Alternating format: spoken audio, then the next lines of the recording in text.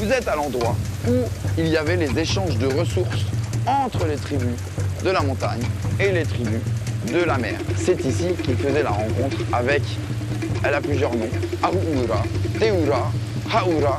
C'était une princesse gardienne des lieux qui était un peu redoutée parce que si elle était d'accord que vous rentriez, elle pouvait très bien vous accueillir, mais si elle n'était pas d'accord, elle pouvait vous bouffer. C'était quoi la pâte blanche? Comment il fallait prouver qu'on venait bien de la mer?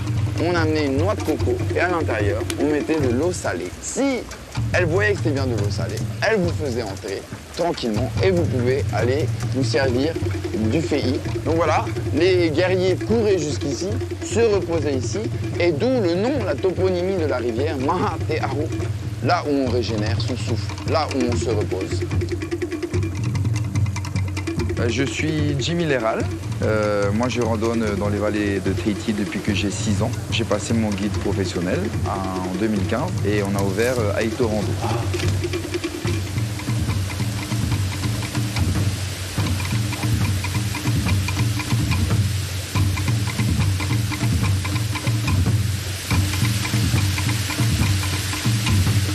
La randonnée, cette passion, elle m'a été transmise par mes parents, par mon papa, ma maman.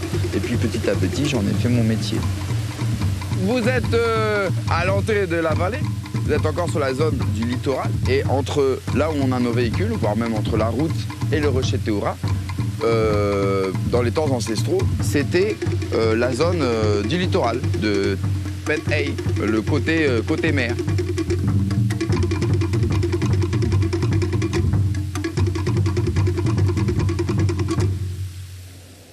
On est sur la commune de Hitiaotera. Hitiaotera, là où se lève le soleil. Et donc du coup, ici on est dans la vallée Faraoura. Et en fait, mon père, qui était passionné de randonnée depuis longtemps, a vu cette vallée. Et un jour il s'est dit, en 98, ces cascades sont magnifiques, on les voit de loin, on va essayer d'accéder à ces cascades. Et ça a pris à peu près 4 ans de chantier avec l'association Tepetiaote Momato, ses amis. Et donc entre 98 et 2002, ils ont ouvert cette vallée, la première, la deuxième, la troisième et jusqu'à la 4e cascade. Donc on a 2 randonnées sur la même rivière, la partie inférieure et la partie supérieure. La météo à Hitia, c'est un des endroits les plus pluvieux de Polynésie. Pour vous donner un exemple, à Paris, il pleut moins d'1 mètre, en Bretagne, il pleut 1,2 m, à Far, il pleut 1,6 m par an, et Hitiaotera, il pleut entre 3 et 4 mètres sur le littoral. Vous allez en montagne, là où on va, il pleut entre 7 et 9 mètres par an. Donc il pleut quasiment 10 fois plus qu'à Far. Nous, ici, on est dans une vallée. Très souvent, on est dans une vallée. Moi, c'est à 90% mon activité. Et là, ça surprend beaucoup les gens qui viennent d'ailleurs parce que c'est de la randonnée tropicale. Et la randonnée tropicale, on regarde toujours ses pieds. Il y a des enchevêtrements de branches, il y a des passages de cordes, il y a de la boue. C'est la jungle, quoi. C'est ça qui fait le charme de la randonnée en Polynésie.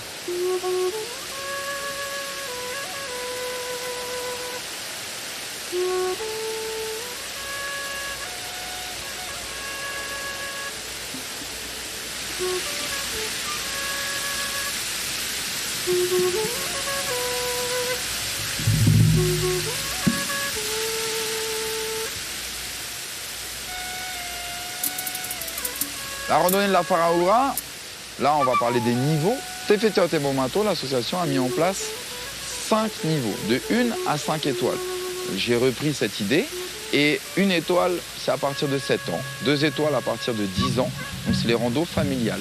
Après ici on est dans une rando sportive, 3 étoiles à partir de 12 ans.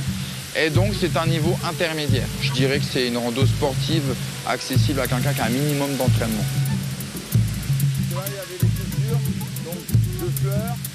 Moi, mon public majoritaire, c'est les expatriés. C'est vrai qu'on a énormément de résidents, mais expatriés, des gens qui vont rester 2 ans, 3 ans, 4 ans, qui ont envie de découvrir la Polynésie. Je dirais 60% d'expatriés. Après, on a 20-30% d'amis ou familles d'expats qui viennent les voir. On appelle ça, je crois, le tourisme affinitaire. Et puis après, on a 10% de Polynésiens vraiment qui viennent dans le cadre des comités d'entreprise, des associations. Donc là, c'est des gens qui sont là depuis toujours. Donc j'ai quasiment 100% de résidents.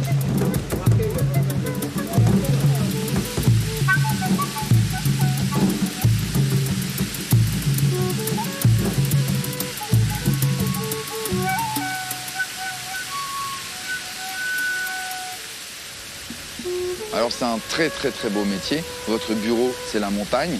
Chaque randonnée est différente parce que les groupes sont différents, la météo est différente, l'ambiance est différente. Ce sentiment de liberté que j'adore, j'essaie de le faire partager aux gens. Et puis on est parti quoi. Au bout de 600 randos en 4 ans et demi, 5 ans là, on est vraiment pas fiou, on a envie de continuer, on a envie d'aller explorer plus loin.